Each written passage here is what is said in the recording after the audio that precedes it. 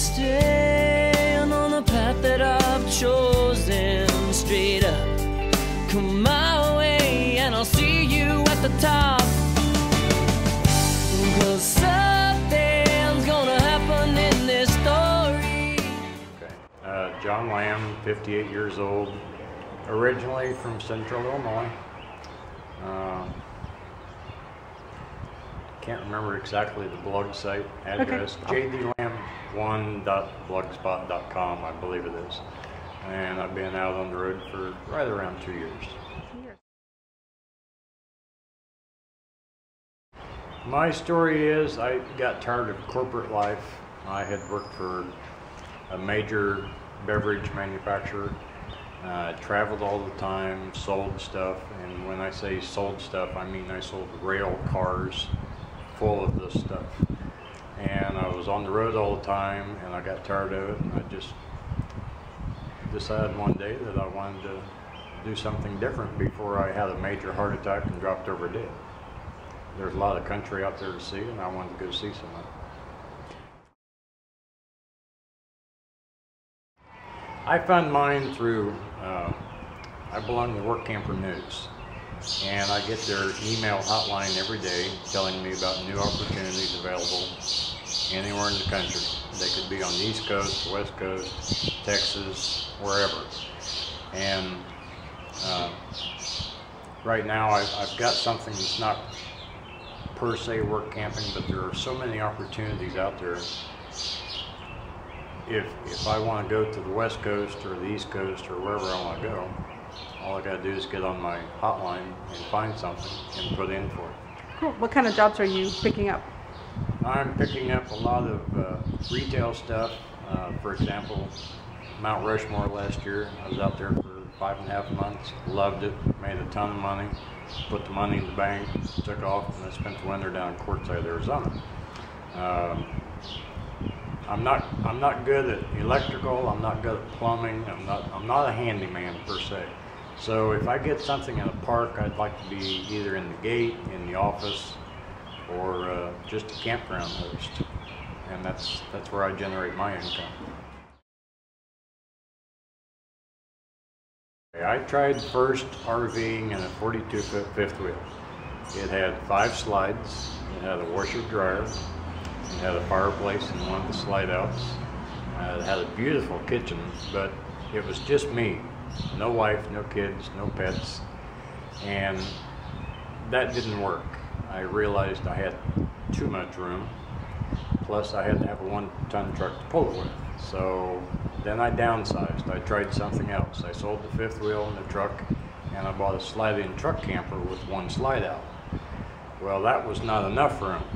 So I was caught in the middle. I didn't know what to do. I didn't want to buy a traditional RV again, and I wanted to explore a lot of boondocking opportunities, not necessarily in campgrounds. I wanted to be able to pull off the road anywhere I wanted to, and once I knew the area was secure, I could just climb into my trailer, go to sleep, watch TV if I wanted to, and didn't have to worry about it.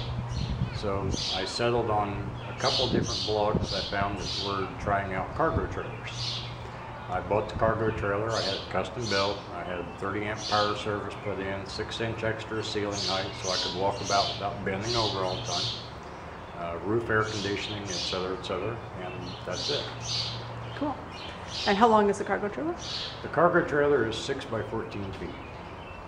And you've got all that solar, and talk about your alternative energy on it. I have 280 watts of solar on the roof, and on the tongue I have a telescoping lift system for the wind turbine, which is 550 watts. And it's been my experience, and I know another guy that, and you know the guy, I won't bring up his name. We both agreed when the sun is not shining, the wind is usually blowing like crazy. So why not harness all that energy that's out there for the decking? Trailer cost without anything that I've done to it, just a base trailer with the air conditioning and the 30-amp service and the extra interior height, $3,600.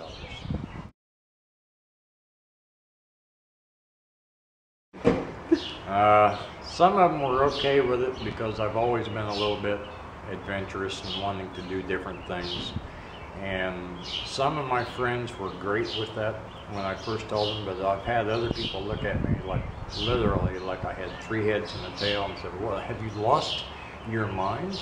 You'll freeze to death in the wintertime. Well, no, because I'm not going to be where it's cold in the wintertime. I'm going to be where it's warm. And my parents were okay with it, but some of my best friends just looked at me like I was absolutely crazy. I really can't think of any minuses. I'm very comfortable with myself the way I am. I can sit in the desert for weeks at a time and not see another human being, and I'm perfectly content with that. One of the pluses is I don't have to answer to a mate. If I get tired of my neighbors in a campground or out in the desert, I just hook it up and move it somewhere else.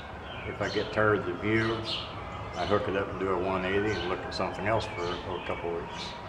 So I guess the big plus is I don't have to answer to anybody but me.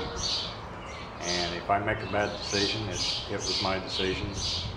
And you learn, they always say you learn from your mistakes. You just don't do the stupid stuff twice. So. You only live once, life is truly short. If you don't do it now, you may never do it. And when you get to the point where you think you're financially secure enough to do it, you're liable to be too old to enjoy it. Like the rising of the sun, straight up, flying through the troubles laid before me. Can't you feel